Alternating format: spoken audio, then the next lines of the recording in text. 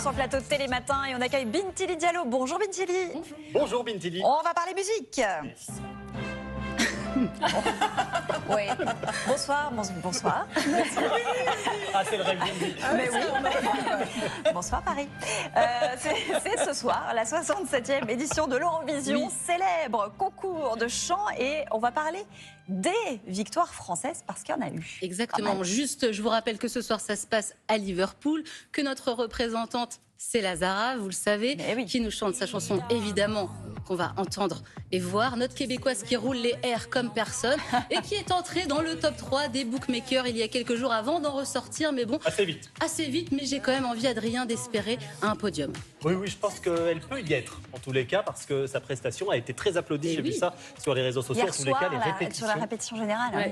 En attendant, la France n'a pas gagné depuis 1977. Personne sur ce plateau n'était né, mais voilà, ça tous date. les ans, je vous le rappelle, grâce à Marie-Myriam, l'oiseau et l'enfant, à l'époque, elle avait 19 ans et elle a gagné à Londres. Donc c'était déjà au Royaume-Uni. Ça peut peut-être nous porter chance pour ce soir. Moi, j'ai envie d'y croire avec ce mythique refrain. Marie-Myriam, on l'oublie, qui n'a pas été la femme d'un seul tube. Elle a chanté L'homme libre, la chanson, la leçon de Prévert ou encore Sentimentale. Et elle avait même repris le générique de L'île aux enfants. Rien que ça. Ah d'accord. Ouais, et alors on parle toujours de Marie-Myriam à l'Eurovision, mais il y a 4 autres Français qui l'ont gagné avant elle. Voilà, j'ai réagi comme vous, Laurence. Il y a je savais pas. André Claveau, c'est notre premier gagnant, c'est en 1958. C'est un chanteur et acteur très connu dans les années 50 qui a complètement été éclipsé par la vague Yéyé. Et lui, c'est le premier qui a chanté, vous savez, Joyeux anniversaire, nos vœux les plus sincères. Voilà, il a aussi fait ça, ce monsieur. Et il a aussi gagné l'Eurovision. C'était aux Pays-Bas, donc en 58, Dors mon amour. Dors mon amour, ma princesse endormie dans sa tour. J'aperçois le sourire du matin, voici le soleil de demain, le grand soleil. Et une pensée pour Damien qui nous regarde peut-être, et on t'embrasse si tu nous regardes, mais qui... Ben oui, je suis sûre que lui, il connaît tout. C'est sûr. Avec Damien, on a parlé de la chronique, il m'a fait la chronique avant que je l'écrive, en fait. Donc il est juste incroyable. 2 ans plus tard, on a Jacqueline Boyer, 1960, qui elle aussi nous fait honneur. Première à Londres avec Tom Pilibi. Chanson où elle parle de son amoureux qui est surtout un gros menteur. Tom Pilibi a 2 châteaux, le premier en Écosse. Tom Pilibi a 2 châteaux, l'autre au Monténégro. Il a aussi de grands vaisseaux qui vont au bout du monde. Vous connaissiez pas? Non, voilà. Mais j'aime le brochet. Tous les cas, la philosophie dans la chanson, c'est toujours payant.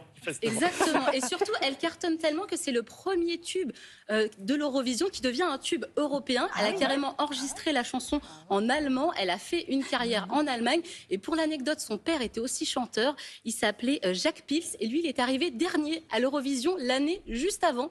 Donc, elle a sauvé l'honneur de la famille, clairement. Oui, voilà.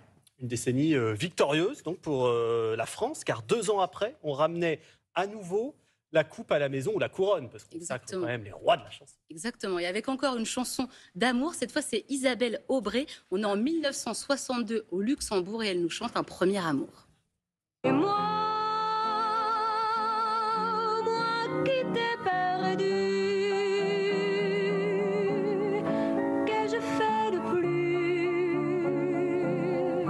que je fais de tant de bonheur.